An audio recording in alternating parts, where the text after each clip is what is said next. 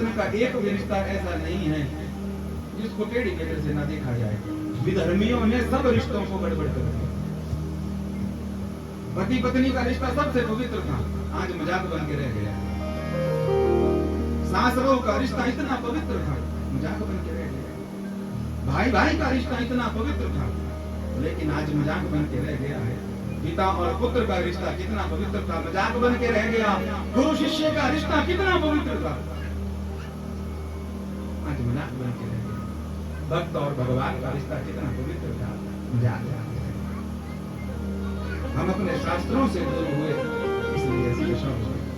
और जो चाहे मनमुखी आचरण करके जो मर्जी दिखाया जाए। आज बालक की रक्षा करी कुंती मैया लाला के आगे हाथ जोड़कर खड़ी हो गई। क्यों? क्योंकि भगवान रथ पर बैठकर वापस जा रहे हैं। वापस जाते हुए आज भगवान के समक्ष खड़ी हो गई और हाथ जोड़ लिए। भगवान बोले, बुआ क्या कर रही है तू, मुझे क्यों हाथ जोड़ रही है? मैं तो अभी अभी तुझे प्रणाम करके जा रहा हूँ, तुझसे आज्ञा ले रहा हूँ कि मैं वापस जा रहा हूँ द्वारिका। बोले, लाला नहीं, तू ना जा। क्यों? पहले तो तेरा बड़ा बड़ा धन्यवाद। क्यों? क्योंकि तूने मेरे हर्ष में रक्षा करी। मैं जानती हूँ तू बना हुआ है कन्हैया, लेकिन तू साक्षात नारायण है, तू भगवान है। लाला मुस्कुराए, वाह बुआ बड़ा ज्ञान हो गया तुझे कि मैं भगवान हूँ।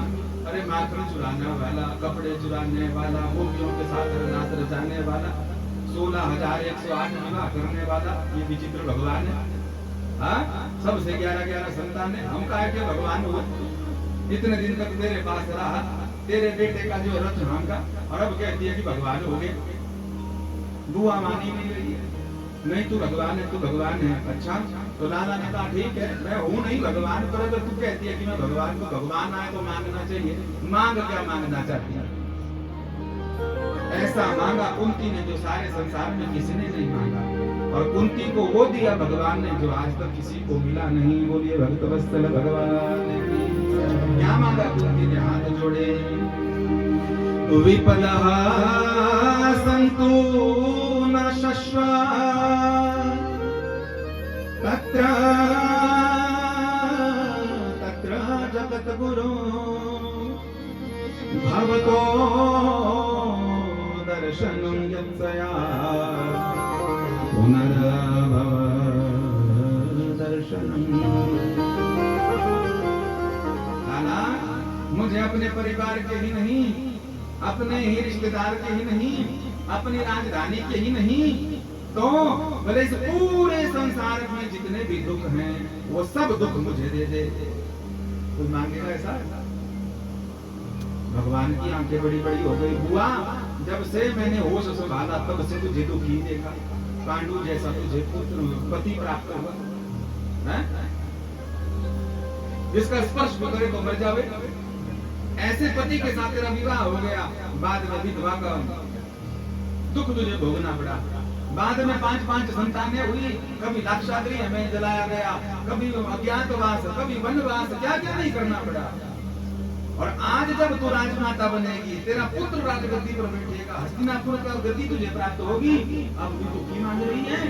और अपने बच्चों के लिए, अपने परिवार के लिए मांगे, कोई बात नहीं, सारे संसार की मांग रही है। समझ लिया कुछ या नहीं है? कुंती मैया बोली, तुझे ये तो दिख रहा है कि मुझे सारी उम्र हो गए दुख भोगते भोगते, पर तू ये क्यों भूल रहा है क्या कि भले ही मेरे जीवन में दुख ही दुख रहे, पर प्रत्येक दुख के समय में तू मेरे दायां बाएं खड़ा था। और आज मेरे जीवन में सुख आया,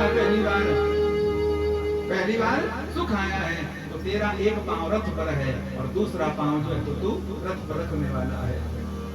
ऐसे सुख का लाला मैं क्या करूंगी जिससे भगवान ही दूर हो जाए। सुख के माथे सील पड़े,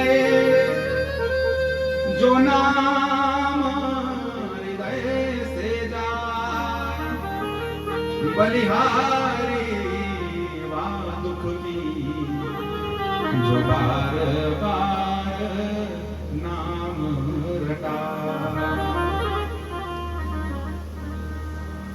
अगर जीवन में दुख आए तो धन्यवाद करना चाहिए परमात्मा का।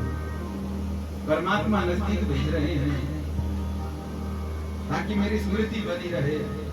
कोई कहे महाराज ना हमें भगवान की जरूरत है ना किसी और, क्यों हम सुखी हैं।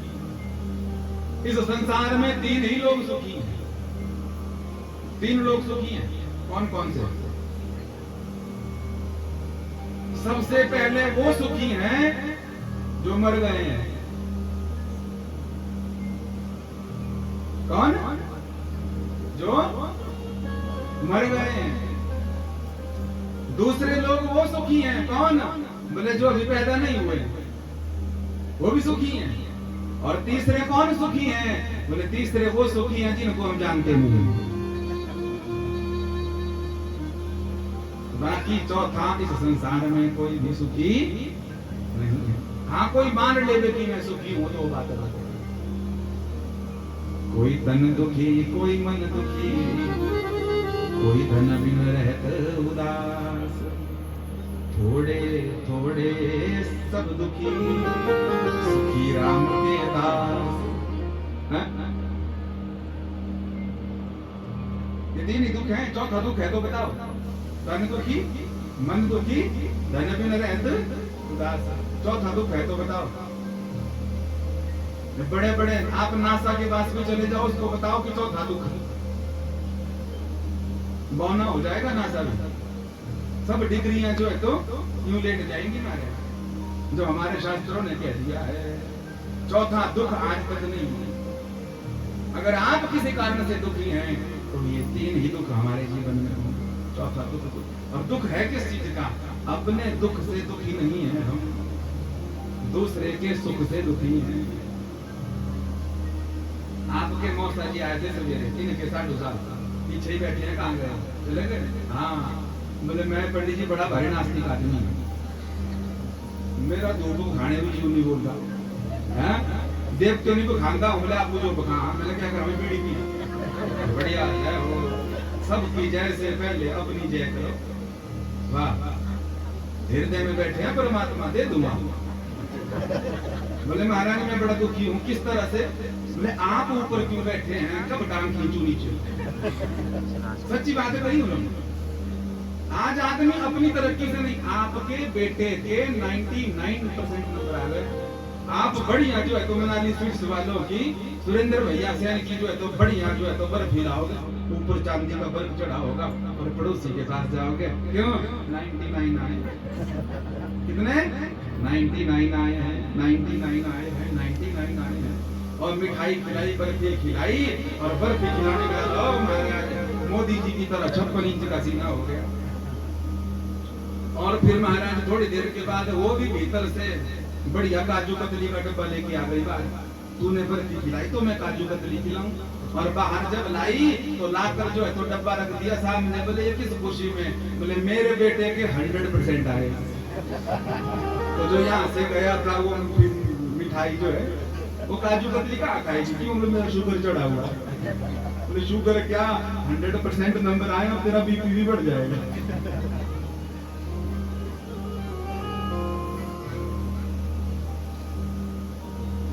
अपने सुख से बच्चा पिता से कहता है मुझे पढ़ने दो पापा, मुझे पढ़ने दो, पर उसका प्रेम पढ़ाई से नहीं है। ध्यान से सुनना सब, पढ़ाई से नहीं है उसका प्रेम, तो किस चीज से है?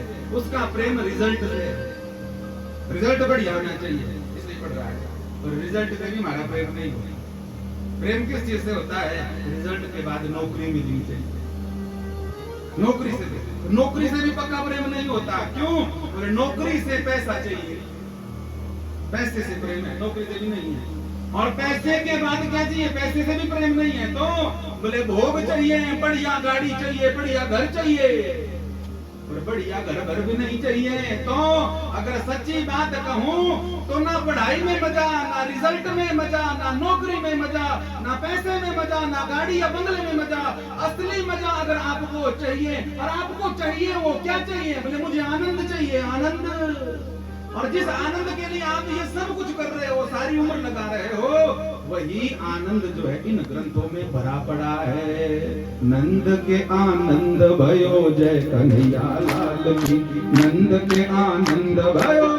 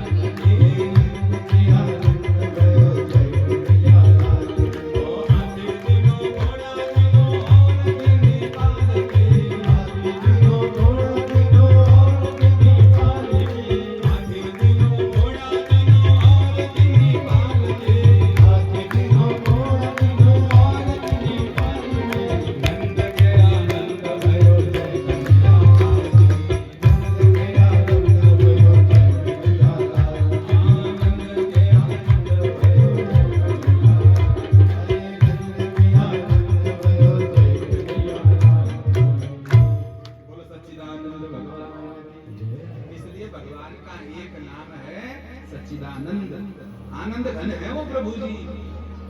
कल भगवान का जन्म होगा तो जब बधाई गाई जाती है ना, ये नंद के आनंद भयो, तो ये नहीं कहा जाता कि नंद के घर में छोरा हुआ, नंद के घर में बेटा हुआ, ज्यादा कहा जाता है नंद के आनंद।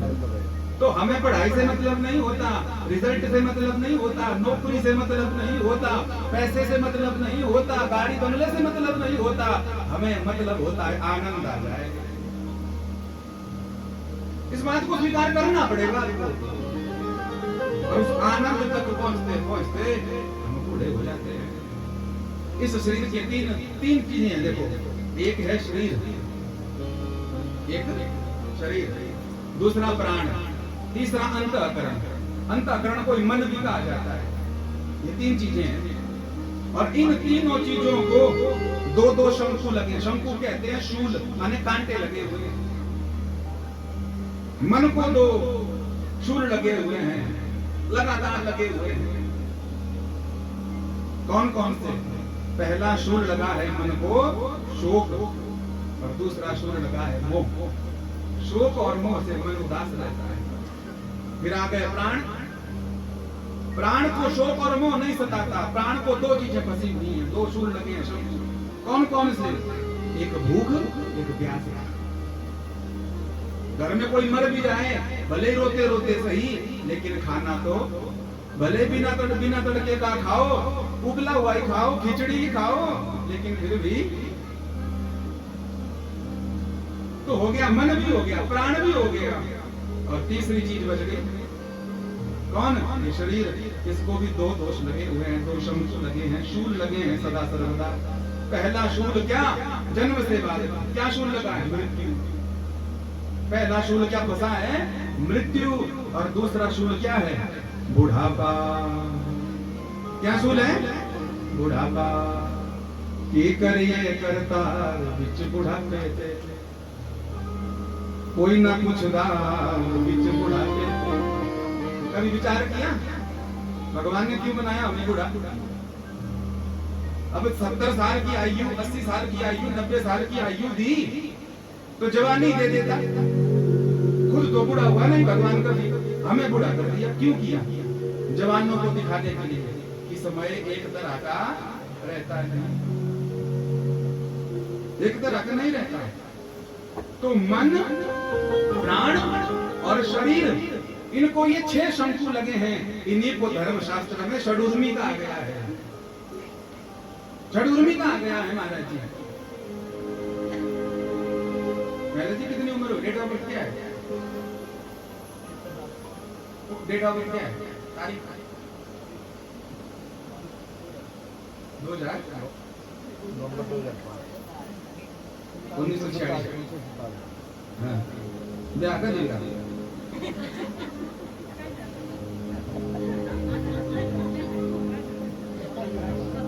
क्या डेट ऑफ बर्थ थी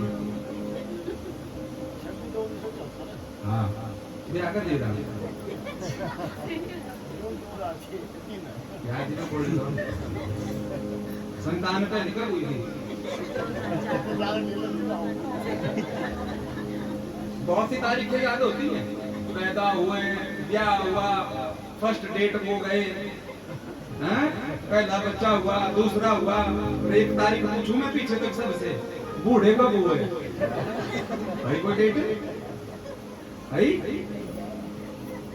सबसे अनुभवी यहीं पर यही है और इस उम्र में भी हंसे तो समझो कि इन्होंने जीवन जी लिया नहीं तो बुढ़ापा जाता है और की करिए करता बीच बुढ़ापे थे की करिए करता बीच बुढ़ापे की करिए करता बीच बुढ़ापे की करिए करता बीच बुढ़ापे ओ कोई न पूछता बीच बुढ़ापे कोई न पूछता बीच बुढ़ापे कोई न पूछता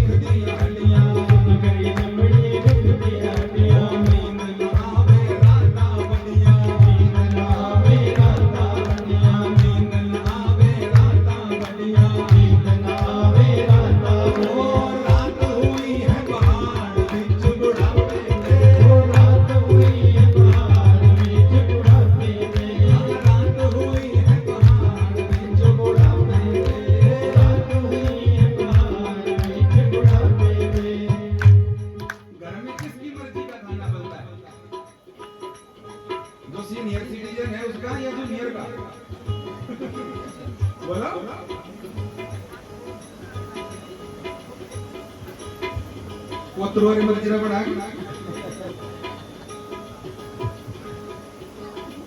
आपका तो बड़ी कृपा है आपने तो इस गाने को ढेर कर दिया आपके तो बेटे सब बैठे सामने लोग बोलो हाथ जोड़ के यहाँ भी जा ऐसे सब बोलते हैं भगवान में लेकिन प्राय कर होता क्या है मन मर्जी दा मिलदा निभाना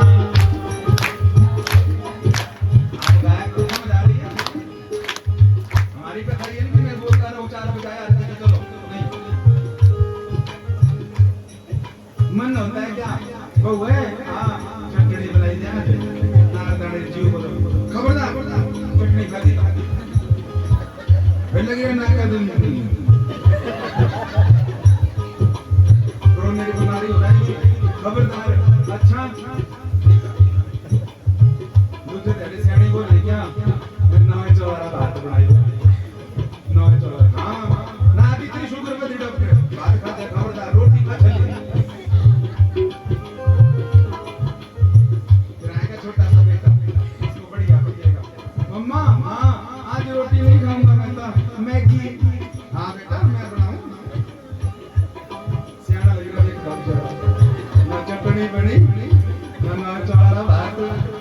मन मर्जी दा मिलदा निखाना मन मर्जी दा मिलदा निखाना मर्जी दा मिलदा निखाना गोरे मिलदा होए गाना गोरे मिलदा होए गाना जो कुछ मिलदा होए गाना जो कुछ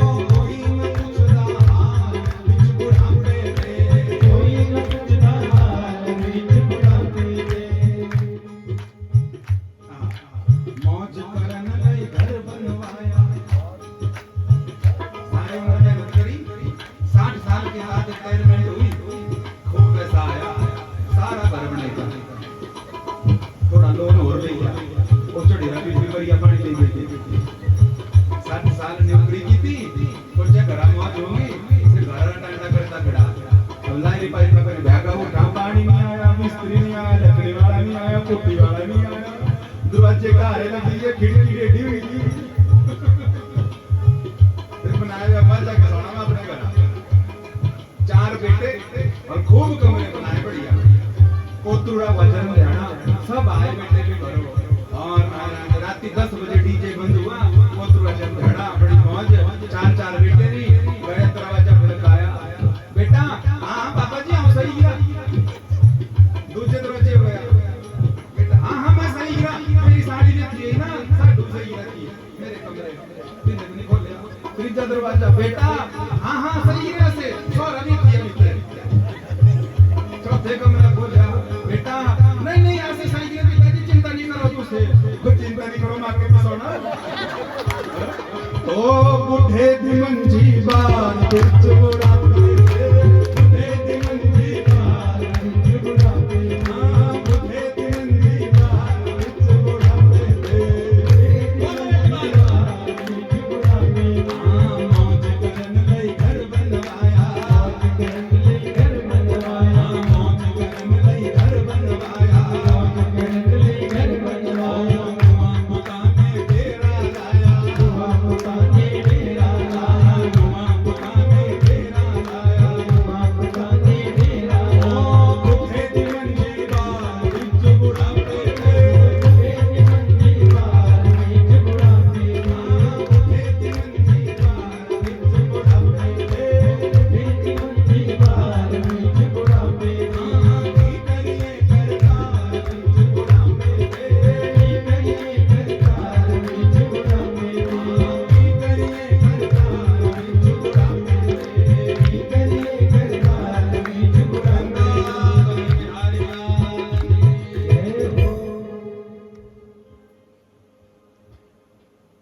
वासुदेव जरा कष्टम। गांधारी से भगवान श्री कृष्ण ने पूछा कि कैसा लग रहा है जब अपने पुत्रों की चिनाई जल रही थी, और वहां पर ये प्रसंग है महाभारत में, और सबसे पहले कहा था गांधारी ने वासुदेव जरा कष्टम, जरा कहते हैं बुढ़ापा, उसका बुढ़ापा कष्टकारक होता है जो भगवान का नाम नहीं जपता, और जो भगवान का नाम जपता है वो मृत्यु से डरेगा नहीं, वो तो कहेगा भगवान सुख दुख जैसा भी है बढ़िया है, क्यों बोले जितने दुख मिल रहे हैं उन दुखों में जो हमने कमाए थे काम कर्म वो दुख खर्च हो रहा है, इसका मतलब अब दूसरी बात धरती भेजेगा नहीं, तो बोले शरीर छूटे तो अपने धाम में जाऊं तो वहीं पर तुम्हारी सेवा, ये कौन करेगा? भजनानंदी, जो भगवान का नाम करने वाला है, भगवान का काम करने वाला है, सत्कर्म करने वाला है। और जिसने जीवन में कोई सत्संग नहीं किया वो महाराज आंध्र में बैठे इंतजार करता रहेगा, कब हार्ट अटैक आवे, कब हार्ट अटैक आवे, कब हार्ट अटैक आवे। बुढ़े दिमंजी बिच बुढ़ापे ते मन मर्जीदा मिलदा नहीं खाना, जो बने सोयो पाना, और मंगिए ते झिड़क 1000 बिच बुढ़ापे ते। विचित्र दुनिया है, छोटा सा लाला जिसको बोलना नहीं आता, वो एक बार कोई बोल दे मुंह से पापा तो सारा दिन पापा बोल बेटा पापा, बोल बेटा पापा, बोल बेटा पापा, सोए करो उठता भी है तो बोल बेटा पापा। जिसको बोलना नहीं आता उसको मर गए बुला बुला के पापा पापा, और जो अपना पापा है वो कुछ बोल रोटी मिलेगा रही ना, चल बुढ़े दिमंजी बिच बुढ़ापे ते की करिए करतार बिच बुढ़ापे ते।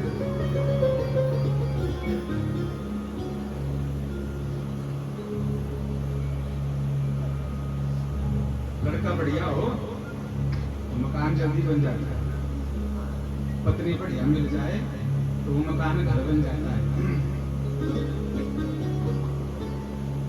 दोनों ही अच्छे हो तो वह घर मंदिर बन जाता है, उस घर में अगर बच्चे भी संस्कारी हों तो वो स्वर्ग बन जाता है, और उसी घर में अगर बुजुर्गों की भी सेवा होती हो तो वो वैकुंठ बन जाता है, वो वैकुंठ बन जाता है। जहां पर एक 80 साल का वृद्ध भी सम्मान पाता हो, प्रसन्न रहता हो, और एक छोटा सा लाला भी कल का पैदा हुआ है, उसका भी आदर सत्कार होता हो। ऐसी ही संस्कृति के लिए तो देश विदेश के लोग परेशान हैं कि भारत में क्या ऐसा है, कौन सी ऐसी चीज है जो उनको पकड़े रखती है। एक ही चीज है, उस चीज का नाम है हमारे संस्कार और हमारी संस्कृति। और संस्कार और संस्कृति स्कूल और यूनिवर्सिटी में नहीं आएंगे, यहाँ मिलेंगे। ये जो प्याऊ लगाया गया है, इस प्याऊ से मिलेंगे। बोल भगवान की। इस कथा से विवेक की जागृति होगी। क्या हमारे लिए हितकर है, क्या हम साथ लेकर जाएंगे, क्या छोड़ना है, क्या इस्तेमाल करना है, ये सब बातों का पता लगेगा। और पता लगेगा तो उसको विवेक कहा गया है। और विवेक की जागृति कब होगी? गोस्वामी जी ने गाया, बिनु सत्संग विवेक न होई।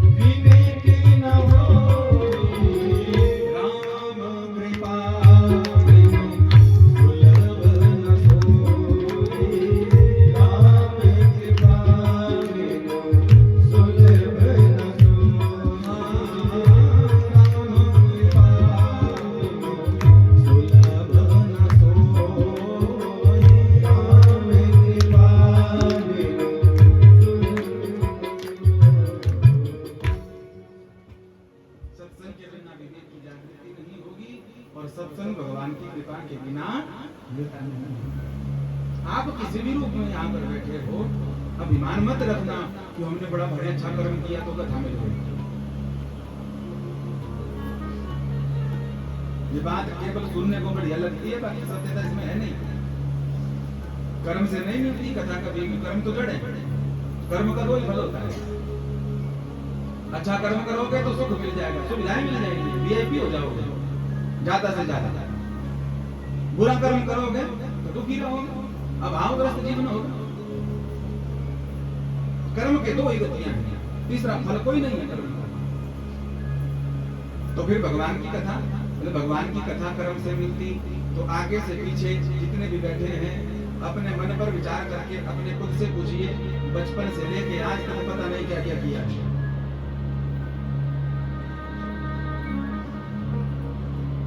पता नहीं क्या क्या खाया है, क्या क्या खाने की इच्छा है, क्या क्या पिया है, क्या क्या पीने की इच्छा है, क्या क्या सुना है, क्या क्या सुनने की इच्छा है, क्या क्या बोला है, क्या क्या बोलने की इच्छा है, क्या क्या स्पर्श किया है, क्या क्या स्पर्श करने की इच्छा है। और ये सब होने के बाद भी इस पंडाल में बिठा दिया है। भले ही आप भाई हैं, बहूजी हैं, पोता हैं, दादी हैं, पड़ोसी हैं, किसी भी प्रोटोकॉल में बैठे हैं, लेकिन फिर भी बिठाया है।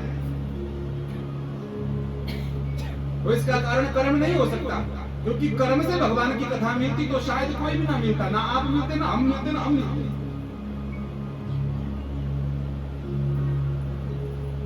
तो फिर भगवान कर्म से सुख और दुख मिलेंगे। भगवान की कथा केवल एक चीज से मिलती है, क्या? राम कृपा बिनु सुलभ न सो। बिना भगवान की कृपा से भगवान की कथा, भगवान का सत्संग नहीं मिलता है, नहीं मिलता है, नहीं मिलता है। अगर कर्म से कथा मिलती है तो एक कर्म बता दो, धुंधुकारी ने कौन सा ऐसा कर्म किया था जो कथा मिली उसे? कर्म से नहीं, कृपा से मिलता है। और सब कृपा परीक्षित को बचाया गया, परीक्षित महाराज जी का नामकरण किया गया, बड़े हुए, भगवान कृष्ण द्वारिका चले गए, पांडवों ने खूब राज्य किया। बाद में एक दिन ध्यान आया उनके मन में कि प्रायश्चित रूप में यज्ञ किया जाए, तो यज्ञ किया। भगवान वहां पे भिक्षा याचन किया। पितामह भीष्म जो 10 दिन का युद्ध लड़े हैं महाभारत का, उनके ऊपर कृपा करी। द्वारिका चले गए मेरे प्रभु जी। और ये सब करने के बाद बहुत समय के बाद कुंती को ध्यान आया, बड़े दिन हो गए अर्जुन बेटा, जाओ द्वारिका, लाला को ले आओ, मिले नहीं है बड़े दिन से। अर्जुन गए तो पता लगा कि भगवान तो अपनी लीला पूरी करके चले गए। वापिस आए, मुंह लटका हुआ था। तो कुंती मैया ने पूछा क्या हो गया, तो कहा कि भगवान तो अपने धाम को चले गए। कुंती मैया ने कहा जब वो चले गए तो हम भी क्या करेंगे, सब सौसरी जो है तो स्वर्ग आरोहण कर दे। कुंती मैया सब पांडव भगवान का नाम स्मरण करते हुए सशरीर जो है तो सब त्याग करके चले गए। परीक्षित महाराज जी को राजगद्दी पर बिठाया, विवाह हुआ, बच्चे हुए। ये सब होने के बाद द्वापर का अंत होने लगा, कलयुग प्रारंभ हुआ। और कलयुग के प्रारंभ में ही एक दिन परीक्षित महाराज घोड़े पर बैठकर अपनी प्रजा का रक्षण कर रहे थे। तो एक बैल उनको अपने प्रजा में, अपने नगर में नजर आया और उस बैल के 3 चरण तोड़ दिए गए थे, एक बचा था, उस चरण को भी तोड़ने का प्रयत्न किया जा रहा है। परीक्षित महाराज नीचे उतरकर जो तोड़ रहा था चरण को पकड़ने लगा, पकड़कर मारने को तैयार हुआ। तो वो हाथ जोड़कर खड़ा हुआ, कौन हो तुम? गौ माता को, धर्म रूपी बैल को मारते हो, कष्ट पहुंचाते हो। भैया जी बड़ी सुंदर बात सप्तम स्कंध में आई है, जहां पर हिरण्याक्ष के भाई हिरण्याकशिपु का चरित्र आता है, कर्म और धर्म पंचाध्याय जाती है। वहां पर बड़ी सुंदर बात कही है। वहां पर कहा गया कि हमारी पहचान कैसे हो कि हम भक्त हैं। बड़ा सा मंदिर बना देवे, वहां घंटी बजावे, शंख बजावे तो हम भक्त हो जाएंगे। हमारी तरह माथा पूरा पोत लेंगे तो हो जाएगा, बड़ी बड़ी माला पहन लेंगे, धोती कुर्ता पहन लेंगे तो हमको भक्त कहा गया है क्या? कब पहचान होगी हमारी? बड़ी बड़ी जटाएं बढ़ा लेंगे तो हमारी पहचान होगी कि भक्त हो गए क्या? हरिद्वार में रहने लग जाएंगे, वृंदावन में रहने लग जाएंगे तो क्या लगेगा कि हम बड़े भारी भक्त हो गए? शंख घंटी जो है तो सवेरे 4 बजे बजाने लग जाएंगे तो क्या लगेगा कि हम भक्त हो गए? नंग धड़ंग जो है तो रहने लग जाएंगे तब लगेगा कि क्या हम भक्त हो गए? गंगा में नहाए जो नर तर है तो मेंढक क्यों ना तर है, जिसकी गंगा में ही बहे। ध्यान से सुनिएगा सब। गंगा में नहाए जो नर तर है तो मेंढक क्यों ना तर है, जिसके गंगा में ही घर है। जटा बढ़ाए जो नर तर है तो मोर क्यों ना तर है, जिसके जटा से भी बड़े पर है। और शंख बजाए अगर नर तर है तो गधा क्यों ना तर है, जिसके शंख से भी ज्यादा स्वर है। है ना?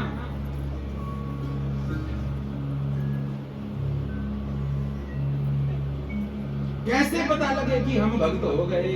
कैसे पता लगे? विप्रधेनु सुर संत हिता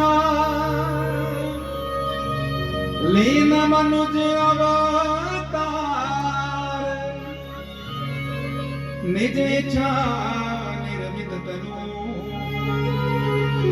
माया गुण गोपाल। इन 4 से पहचान हो जाएगी जिनके लिए भगवान धरती पर आए। किनके लिए? विप्र ब्राह्मण, धेनु गौ माता, सुर माने देवता। और देवताओं में पहले मंदिर वाले देवता दूसरे नंबर के हैं। हम कहते हैं पहले नंबर के देवता कौन है? हमारे माता पिता। इनसे बड़ा कोई देवता नहीं।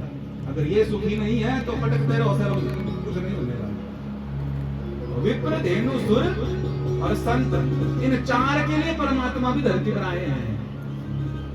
इन 4 से धर्म, अर्थ, काम और मोक्ष की कामना होती है। इन 4 के प्रति अगर हमारे हृदय में निष्ठा है, भक्ति है, ब्राह्मण के आगे हमारा सर झुकता है, गौ माता के आगे जो है तो हम वंदन प्रणाम करते हैं, माता पिता देवता के चरणों में हम प्रणाम करते हैं, संत के चरणों में प्रणाम करते हैं, इनके प्रति हमारे हृदय में आदर है, तो समझ लीजिए इनके रूप में परमात्मा ही हृदय में बैठा है और आप भक्त हैं। और मंदिर में तो खूब घंटी बजाई जा रही है, शंख बजाया जा रहा है, पर कोई ब्राह्मण आ जावे तो खोपड़ी लाल हो जावे, मुंह लाल हो जावे, रंग बदल जाए मुंह का, है? गौ माता आ जावे तो हे भगवान, कोई माता पिता आ जावे तो फिर से आगे जान खाने, या साधु कोई आ जावे तो मुंह टेढ़ा हो जाए तो विचार कर लेना, आप सिर्फ कपड़े के भक्त हो, काम के भक्त नहीं हो, आप नाम के भक्त हो। शबरी मैया को राम जी ने जब नवधा भक्ति कहा तो भगवान ने स्वयं कहा, मोते अधिक संत करी देखा। इन चार के प्रति अगर हमारा आदर नहीं है तो कभी भी हमको भक्त नहीं कहना चाहिए, हम हो ही नहीं सकते। हमारे गुरुदेव कहते हैं कि आप लिख के ले लो, जिसके हृदय में ब्राह्मण के प्रति, गौ माता के प्रति, संत के प्रति, देवताओं के प्रति अगर बैर है, वो सारी उम्र माला घुमाता रहे, माला घिस जाएगी, टूट जाएगी, पर भगवत साक्षात्कार होने वाला नहीं है। बोली भक्त वत्सल भगवान की। यदा देवेषु वेदेषु गोषु विप्रेषु साधुषु धर्मे मयि च विद्वेष सर्वाशु विनश्यति। जो कोई प्राणी इनसे बैर रखता है, वेदों से बैर रखता है, शास्त्र से बैर रखता है, गौ माता से बैर रखता है, उसका बहुत जल्दी ही पतन हो जाता है, बहुत जल्दी ही उसका वंश निर्वंश हो जाता है। सप्तम स्कंद भागवत।